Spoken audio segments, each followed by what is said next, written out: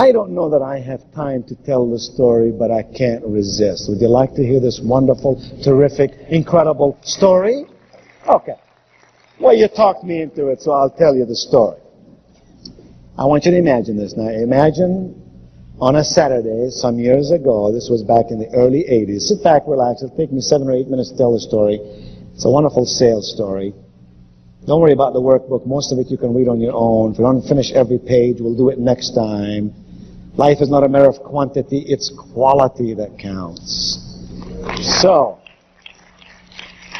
here's the deal. It was Saturday. I had blue jeans on, t-shirt. Hard to imagine me with t-shirt and blue jeans, isn't it? I drove my car over from High Point, where I live, to a neighboring city called Greensboro, North Carolina. Well, good, then this story is going to mean something to you. I drove into a place called Pickard Imports, a car dealership that sells Mercedes and Volvos. I got out of my car, walked into the showroom. There were 7 salespeople there, all standing by the wall. Nobody bothered to talk to me except this one young salesperson. I could see all the other salespeople thinking to themselves, this young guy can't really figure out a good customer. He's obviously new. He's obviously inexperienced. And they were watching his activity. He came over to me and he said, hello, sir. How may I serve you today?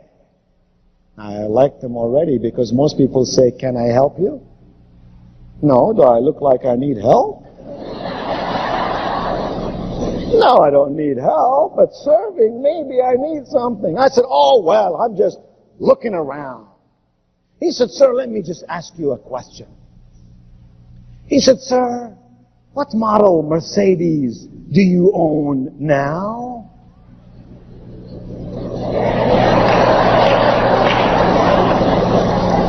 I said, I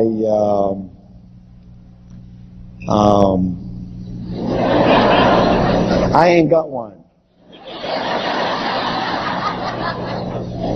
He said, that's funny because you look like a man who would and should have one. I was falling in love with the guy right there and then. He took 27 minutes to show me every model on the floor, let me kick all the tires I wanted to kick, showed me a 7-minute video, told me why a Mercedes is a car of style. It's not ostentatious like maybe a Rolls Royce might be in the city in which I live, how Mercedes would last forever, how Mercedes would be a great write-off. In 83, 84, we could ride over 7 years and then get another one. And at the end I said, I thank you very much, and I began to leave. He looked at me with pad in one hand and pen in the other and said, sir, may I have your name, please? Wow. A guy with a pad and pen is expecting some stuff. You better give him the stuff. I said, sure, my name is Wayne. And watch to see what he's going to do. A dumb salesperson would say, mister, would you repeat it? And say, sure, my name is Wayne. A smart salesperson would say, what? Would you spell it for me, please? I said, sure. I couldn't have said, yeah, it's Q-U-E.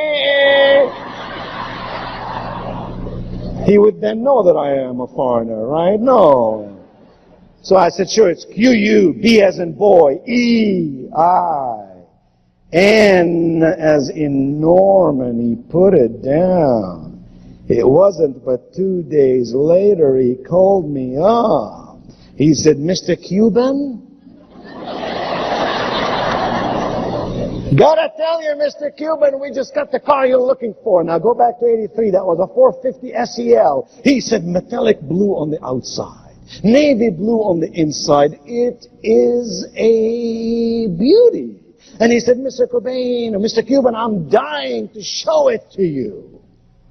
I said, dear friend, I'm a very busy man. I travel some 150 days a year around the world. I have no time to really come over and look at a car. He said, Mr. Qubien, just maybe I can bring the car over to you. I said, 3:30 today, I'll be glad to see you, but remember, 3:25, you're going to be 5 minutes too early, and 3:35, you're going to be 5 minutes too late. He said 3:30 it will be, and by golly, 3:30 it was. And it was obvious to me that his manager did not trust him, because he came right along with him.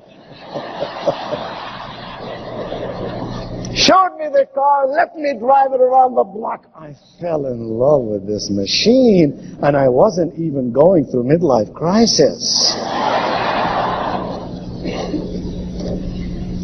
I took him to my office and I wrote him a check. In '83, that was $42,000. Same car today, $120,000. He picked up the money, he walked out of my office, he went into the lobby of my office. There were 4 secretaries there, strategically located, one in every corner. In a voice everyone could hear, he looked to me, he said, "Mr. Qubien, I admire you." I waved to all my secretaries to stop working, start taking some notes.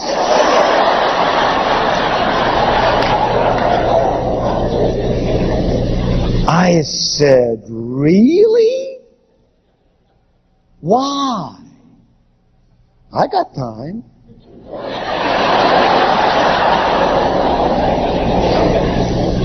He said, "Mr. Qubien, it's not every day I work with a person who's a business person like you. I know what you did today. You did not spend your money. You invested your money in something very worthwhile. I know what you're going to do. You're going to drive that car around. You're going to feel safe. That's number 1. You're going to feel good. That's number 2. You're going to live in style. That's number 3. Oh, Mr. Qubien, I know. You're going to put this car on business. You will depreciate this car over 7 years. Oh," he said, "what America needs are more refugees like you."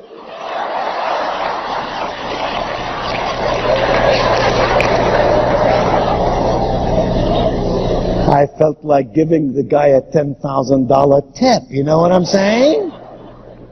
I said, "Oh, well, thank you very much. You honor me with your comments. I really appreciate it." He took 2 steps forward. He stopped. He looked back at me.